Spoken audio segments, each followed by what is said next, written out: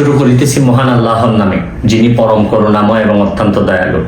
অনেকদিন পর ভিডিওতে আসলাম। আমি আসলে প্রথমেই আপনাদেরকে জানাইতে চাই, অনেকেই বিভিন্নভাবে নিউজ করেছেন যে আমি দেশের বাইরে চলে গেছি, কেউ বলছেন লন্ডন হয়ে আমেরিকা গেছি, বিভিন্ন নিউজ করেছেন। আসলে কোনোটাই সঠিক না।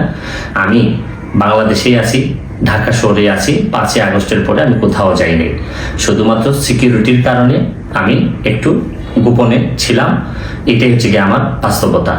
আমি আপনাদেরকে একটা কথা বলতে চাই যে দেখেন, যখন 5ই আগস্টের পরে অনেকে আমাদের বলছেন যে তুমি অনেকেই ইন্ডিয়া দিয়ে চলে যাওয়ার কথা বলছেন, আমেরিকা চলে যাওয়ার কথা বলছেন, কিন্তু আমার কাছে আমার মনে কখনোই সায় দেয়নি।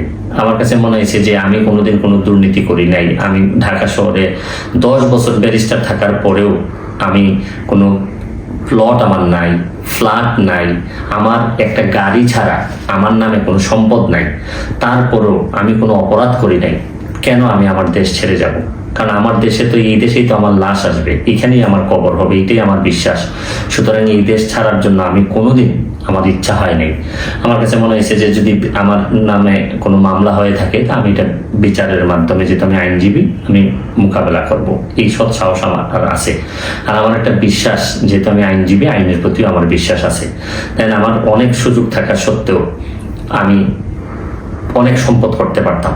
আমার হালাল ইনকাম দিয়ে আমি অনেক সম্পদ করতে পারতাম, কিন্তু পুরা টাকাটা আমি আমার চুনারঘাট, মাধবপুর এবং বিভিন্ন জায়গায়, ইভেন বন্যার সময়, দেশের বিভিন্ন বন্যার ক্রাইসিসে আমি চেষ্টা করছি মানুষের কল্যাণে দাঁড়ানোর। ইভেন সংস্কারের যে কার্যক্রম, এই কার্যক্রমেও আমি এমন সব লোকের বিরুদ্ধে মামলা করছিলাম যাদের বিরুদ্ধে এখন মামলা চলতেছে, কাজ হচ্ছে। এগুলা প্রথমে আমিই শুরু করছিলাম। তারপর আমি মনে করি যে দেশের কল্যাণে এটা কাজ করে যেতে হবে, এখানে ক্রেডিট নেওয়ার কিছু নাই। যদি দেশকে ভালোবাসেন, দেশের সংস্কারে কাজ করতে হবে, এটাই স্বাভাবিক। আমিও মনে করি যে যদি সংস্কারের জন্য আবারও কাজ করার সুযোগ পাই, আমি কাজ করব। আর সুযোগ না পাইলেও আমার কোনো অসুবিধা নেই। আমি একজন আইনজীবী হিসাবে, সুপ্রিম কোর্টের আইনজীবী হিসাবে আমি আমার প্র্যাকটিসটা চালাই যেতে চাই। কারণ আইন অঙ্গনের যেহেতু যাত্রা শুরু, আইন অঙ্গনের মধ্য দিয়ে শেষ করতে চাই। আজকের মতো বিদায় নিচ্ছি। ভালো থাকবেন, সুস্থ থাকবেন। আমার এই সম্পদের, আমি মনে করি যে কোনো সংস্থা দেখতে পারে তদন্ত করে যে একটা গাড়ি ছাড়া আমার নামে কোনো কিছু আছে কিনা।